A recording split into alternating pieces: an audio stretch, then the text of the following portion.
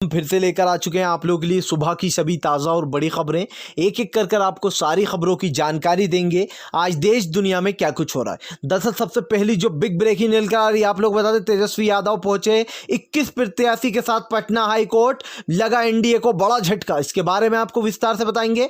वहीं पर दूसरी बिग ब्रेकिंग में हम आपको बताएंगे, राहुल गांधी ने बोला मोदी सरकार पर बड़ा हमला, कहा 56 इंच अब बन गया है 24 इंच। जी हाँ, चीन ने हड़प ली हमारी आखिर जमीन, इस पर सोती रही मीडिया और मोदी सरकार। इसके बारे में आपको विस्तार से बताएंगे। वहीं पर तीसरी बिग ब्रेकिंग में हम आपको बताएंगे, जी हां, दरअसल आप लोग बता दें, शिवसेना के संजय रावत का बड़ा हमला, कहा मोदी सरकार जो है यहां पर चीजों पर ना ध्यान देकर, चीन पर ना ध्यान देकर लव जिहाद जैसी चीजों पर ध्यान दे रही है। इसके बारे में भी आपको विस्तार से बताएंगे। वहीं पर अगली बिग ब्रेकिंग में हम आपको बताएंगे, जी हां, दरअसल आप लोग बता दें, पाकिस्तान पर विवादित बयान देने पर बुरी तरीके से फंस गए हैं। जी बीजेपी के पूर्व मुख्यमंत्री, भाई आपको तो याद ही होगा, पूर्व मुख्यमंत्री जो कि अखंड भारत की बात करते हैं। जी हाँ, फडणवीस, आप लोगों को बता दें, देवेंद्र फडणवीस पर अब लोगों ने ताने कसना शुरू कर दिया। संजय रावत ने बोला पहले कश्मीर को तो हासिल कर लो, उसके बाद जो है कराची को जो है हासिल करना। इसके बारे में भी आपको विस्तार से बताएंगे। वहीं पर अगली बिग ब्रेकिंग में हम आपको बताएंगे, चीन लगातार हमारे भारत की सीमा में घुसे चला जा रहा है। मोदी सरकार और गोदी मीडिया छुपाने की फिराक में एनडीटीवी ने खोल दी पोल। इसके बारे में भी आपको विस्तार से बताएंगे। वहीं पर अगली बिग ब्रेकिंग में हम आपको बताएंगे, जी हां, गिरिराज सिंह के बयान पर केसरी त्यागी का जमकर विरोध, कहा गिरिराज सिंह जो है विवादित बयान देते हैं। जी हां, हमेशा विवादित बयान देते हैं बीजेपी के गिरिराज, इनके बारे में भी आपको विस्तार से बताएंगे। वहीं पर अगली बिग ब्रेकिंग में हम आपको बताएंगे, जी हां, दरअसल आप लोग बता दें, गुजरात में कोरोना के केस लगातार बढ़ते जा रहे हैं। गोदी मीडिया दिल्ली और आप लोग बता दें सिर्फ महाराष्ट्र को लेकर बेटी, सुप्रीम कोर्ट ने लगाई केजरीवाल और आप लोग बता दें गुजरात सरकार को जमकर फटकार। इसके बारे में भी आपको विस्तार से बताएंगे। वहीं पर अगली बिग ब्रेकिंग में हम आपको बताएंगे, जी हां, दरअसल आप लोग बता दें, पत्रकार माजिद हैदरी ने ताजा मोदी सरकार पर अपना बड़ा निशाना, कहा लगता है चाइना और आतंकियों को जो है यहां पर घुमाने का काम चल रहा है मोदी का, तभी तो जो है जिसको देखो वो घुसा चला रहा है इंडिया में, उधर आतंकी घुस रहा है तो इधर आप लोग बताएं चीन हमारी से यहां पर घुसे चला रहा है हमारी सीमा पर। इसके बारे में भी आपको विस्तार से बताएंगे। वहीं पर अगली बिग ब्रेकिंग में हम आपको बताएंगे, जी हां, दरअसल आप लोग बताते, राजद का बड़ा हमला, कहा 12 के 12 लोगों को देना होगा इस्तीफा। जी हां, खाली मेवालाल से नहीं चलेगा काम। इसके बारे में भी आपको विस्तार से बताएंगे। वहीं पर अगली बिग ब्रेकिंग में हम आपको बताएंगे, दरअसल आप लोग बताते, ममता बनर्जी का बड़ा हमला, कहा आने वाले चुनाव में पता लग जाएगा कि बीजेपी की सरकार किस तरीके से देश में नफरत फैलाने का काम कर रही है। इसके बारे में भी आपको विस्तार से बताएंगे। तो सारी खबरें आप लोगों को एक एक कर देंगे। खैर चलिए बढ़ते हैं सबसे पहली और सबसे बड़ी खबर की ओर। दरअसल दोस्तों आप लोग बताएं, सबसे पहली जो बड़ी खबर निकल कर आ रही, 21 प्रत्याशी पहुंचे पटना हाई कोर्ट। जी हाँ, कहा रिकाउंटिंग की दोबारा से मांग की गई है। आप लोग बता दें 21 जहां पर 12-13 वोटों से हराया गया था, अब उस चीज को लेकर पटना हाई कोर्ट पहुंच गए। जी हां, हाईकमान तेजस्वी यादव के आदेश से 21 प्रत्याशी जो है पटना हाई कोर्ट जाएंगे। पहले ही प्रत्याशियों ने कह दिया है कि हम रिकाउंटिंग की मांग रखते हैं और अगर पटना हाई कोर्ट में बात नहीं बनी तो हम एससी भी जाएंगे, यानी कि सुप्रीम कोर्ट पर भी हम जा सकते हैं अगर पटना हाई कोर्ट में हमारी बात नहीं बनी तो। यानी कि अब नीतीश की कुर्सी खतरे में दिखाई दे रही है। खैर चलिए हम बढ़ते हैं एक और अगली बिग ब्रेकिंग की तरफ। बता दें आप लोगों को अगली जो बड़ी खबर निकल कर आ रही, राहुल गांधी का बड़ा हमला, कहा चीन हमारी सीमा पर घुस गया, 9 किलोमीटर लंबी जो है यहाँ पर सड़क बना ली, लेकिन यहाँ पर मोदी जी को इसके बारे में कुछ भी पता नहीं चला। अब 56 इंच की जो छाती थी वो 24 इंच की होकर रह गई है महज। दोस्तों दरअसल आप लोग बता दें, डोकलाम में जिस तरीके से सैटेलाइट फोटो वायरल किए एनडीटीवी ने, और एनडीटीवी ने मोदी का सच खोल कर रख दिया है। जो मोदी सरकार लगातार कहती रही कि चीन पर कोई कब्जा नहीं हुआ है, इसको लेकर राहुल गांधी ने अब बड़ा हमला बोला। उन्होंने सैटेलाइट की ये फोटो साझा करते हुए कहा कि आज हमारे देश को लगातार जो यहां पर चीन घेरता चला रहा है। ऐसे में मोदी सरकार हाथ पे हाथ धरकर बैठी भी। जी हाँ, मोदी सरकार का चेता तो लव जिहाद के काले कानूनों में है, ना कि चीन के। अब आप खुद सोचिए, लव जिहाद जैसी चीज पर सोचा जा रहा है, लेकिन एक बार ये नहीं सोचा जा रहा कि किस तरीके से डोकलाम वो जगह है दोस्तों जहां पर इंडिया और चीन की झड़प हुई थी। जी हाँ, सन 1947 के लगभग में ये जब लड़ाई हुई थी चीन और इंडिया की, उस टाइम की वो जगह थी। अब वहाँ पर लोगों ने जो है, आपको मैंने बताया भी था कि वहाँ पर जगहें ले घेर ली, एक पूरा का पूरा गांव बसा लिया गया, बिल्डिंगें खड़ी हुई हैं और वहाँ पर अब तो 9 किलोमीटर लंबी सड़क बना ली गई है, जिससे चीन को ये फ़ायदा होगा कि अगर वो सीमा पर उनके जो हमारे अटैक कर सकते हैं हमारे इंडिया पे, उनको बम बारूद गोली वगैरह इस टाइप की चीज़ें जल्द से जल्द भेज सकता है गाड़ियों से, क्योंकि 9 किलोमीटर लंबा रास्ता बना लिया गया है। अगर बात की जाए तो हमारे भारत वालों की, जो भारत के हमारे सैनिक हैं, उन पर हमें कोई शक नहीं है, लेकिन आप सोचिए उनको अगर पिस्तौलों की ज़रूरत होगी, उनको बम बारूद की ज़रूरत होगी दुश्मनों को रोकने के लिए, तो हम तो इतनी जल्दी पहुंच ही नहीं पाएंगे, क्योंकि आप जानते हैं कि ये एक पहाड़ी इलाका है जहां पर पहाड़ होते हैं। लेकिन चीन ने यहां पर भी एक पूरी का पूरा रोड बना डाला 9 किलोमीटर का, जिससे कि वो आसानी से हथियार बम बारूद सब कुछ पहुंचा सकते हैं। तो अब आप खुद सोच लीजिए कि मोदी सरकार क्या क्या छुपा रही है, और राहुल गांधी ने जो हमला बोला बिल्कुल सही है कि ऐसे में लव जिहाद के कानून में अटकी रही सरकार। खैर, चलिए हम बढ़ते हैं एक और अगली बिग ब्रेकिंग की तरफ। बता दें आप लोगों को अगली जो बड़ी खबर निकल कर आ रही, जी हाँ, दरअसल दोस्तों पाकिस्तान को हथियाने वाली बात कर कर बुरी तरीके से फंस गया देवेंद्र फडणवीस। दरअसल पूरा मामला क्या है हम आपको अब बताते हैं। देवेंद्र फडणवीस से कल एक सवाल पूछा गया था, जिसके चक्कर में उन्होंने कहा कि हम तो अखंड भारत का जो है सपना देखते हैं, और एक दिन जो है कराची भी इस अखंड भारत का हिस्सा होगा। लो साहब, इस जवाब पर आप लोग बता दें पूर्व मुख्यमंत्री हैं, अब की बार हार गए थे, ऐसे में देवेंद्र फडणवीस पर लोगों ने थू थू करना शुरू कर दिया कि भाई जब आप कराची को इंडिया का हिस्सा बनाने वाले हो, तो यहाँ पर फिर तो कबाब और अच्छी अच्छी चीज़ें जो भाई वहाँ की वो अब इंडिया की होने वाली हैं। ऐसे में आप लोग बता दें इनके देवेंद्र फडणवीस के जो अखंड भारत वाला जो उन्होंने बोला था कि कराची भी अखंड भारत का ही हिस्सा होगा, ऐसे में लोगों ने थू थू करना शुरू कर दिया। आप लोगों को बता दें दरअसल यहाँ पर शिवसेना के संजय रावत ने बड़ा हमला बोलते हुए कहा कि पहले जो कश्मीर गंवाया है, पहले उस कश्मीर को हासिल करके बताओ बीजेपी वालों, उसके बाद जो यहाँ पर अखंड भारत में कराची को लेकर आना। लोगों ने फिर और ताने भी मारना शुरू करे सोशल मीडिया पर। लोगों ने कहा कि भाई जब ये कराची को अपना हिस्सा बना ही रहे तो क्यों ना बांग्लादेश को भी जोड़ ही लिया जाए।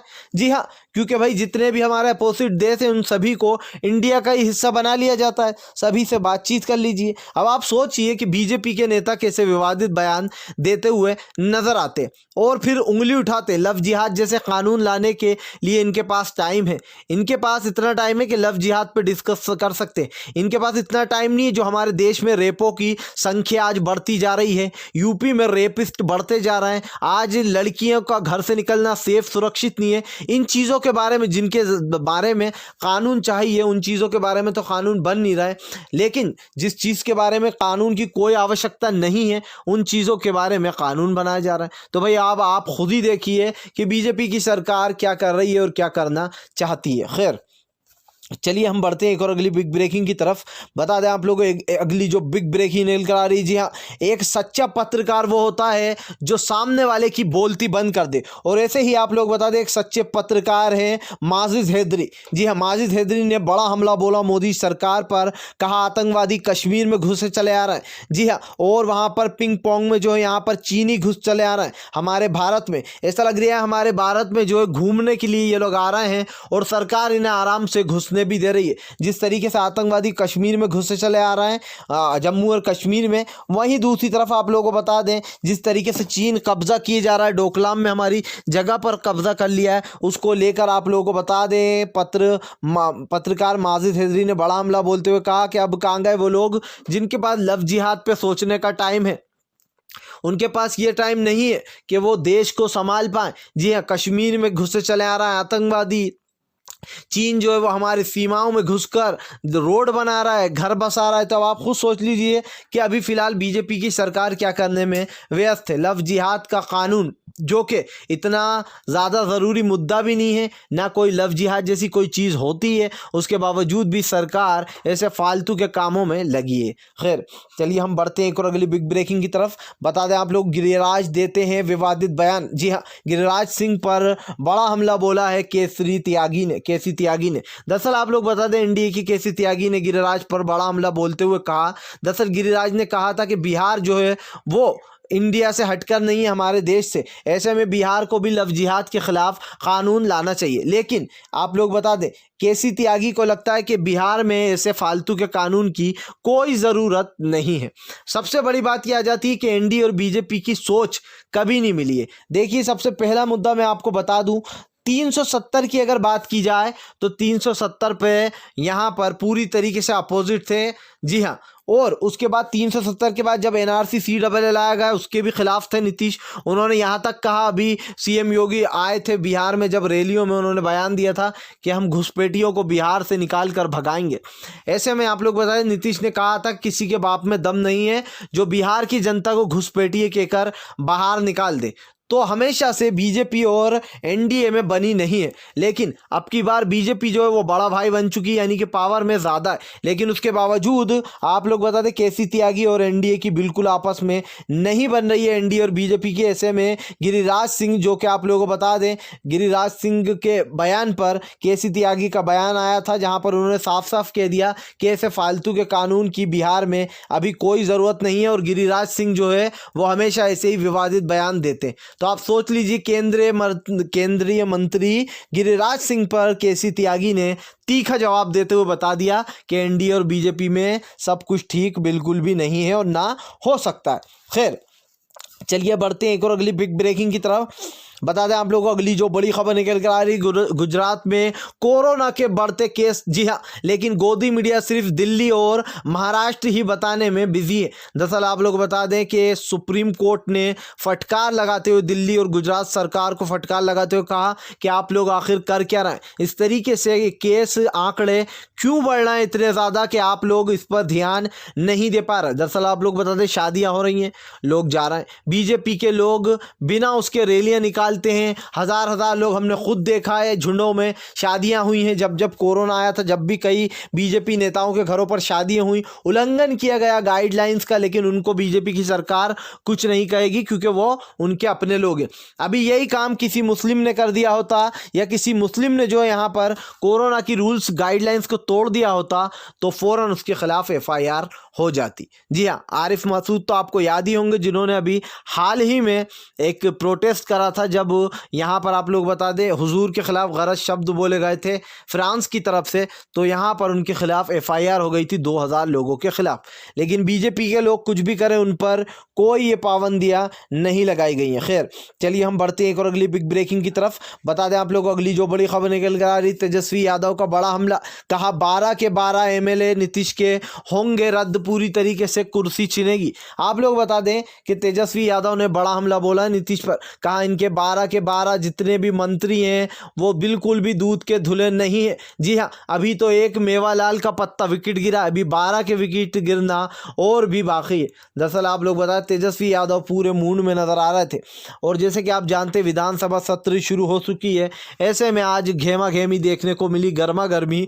और यहाँ पर साफ साफ कहना था तेजस्वी यादव का कि अभी तो हमने केवल एक के पाप गिनाए, अभी धीरे धीरे कर कर सभी के पाप बाहर आएंगे। उसके बाद नीतीश जी की पोल खुलेगी, उसके बाद धीरे धीरे कर कर सरकार गिरती चली जाएगी। जी हाँ, आप लोगों को बताया, जिस तरीके से तेजस्वी यादव ने एक विकेट गिराया, इसको लेकर साफ अनुमान लगाया जा सकता है कि पार्टी में भयंकर तरीके से फूट चल रही है और कभी भी नीतीश जी की सरकार जो है वो गिर सकती है। बहुमत ज़्यादा है नहीं, और आप ये समझ सकते हैं कि किस तरीके से सरकार बनी है, बड़ी मुश्किलों से। बीजेपी लगातार जो है यहाँ पर मदद करती रही है। बीजेपी ने नीतीश के वोट काटे। जी हाँ, चिराग पासवान के द्वारा नीतीश के जो वोट कटे थे वो ऑब्वियसली बीजेपी की वजह से ही कटे थे, क्योंकि चिराग पासवान ने ये बीजेपी के कहने पर ही किया था। तो अब की बार जो ओवरऑल जो फेस था चुनाव का लड़ने का, वो था मोदी का। जी हाँ, ऐसे में साफ साफ दिखाई दे रहा है कि एनडीए और बीजेपी की बिल्कुल आपस में बनने वाली है नहीं। आगे चल के सरकार गिर जाएगी, उसके बाद तेजस्वी यादव को ही आना है बिहार में सीएम पद संभालने। खैर, चलिए हम बढ़ते हैं एक और अगली बिग ब्रेकिंग की तरफ। बता दें आप लोग को अगली जो बड़ी खबर निकल आ रही है, राहुल गांधी का मोदी सरकार पर बड़ा हमला। कहा हमारे देश को धीरे धीरे कर चीन के आगे घुटने टेकती जा रही मोदी सरकार। दरअसल आप लोग बताएं दोस्तों, जिस तरीके से चीन के खिलाफ, हमारे देश के खिलाफ चीन लगातार साजिश चल रहा है, एक के बाद एक साजिश चल रहा है। उनको हमें आंख दिखाने की ज़रूरत है, ना कि आंख झुकाने की। लेकिन मोदी सरकार आंखें झुकाने का काम कर रही है, ना कि आंखें दिखाने का।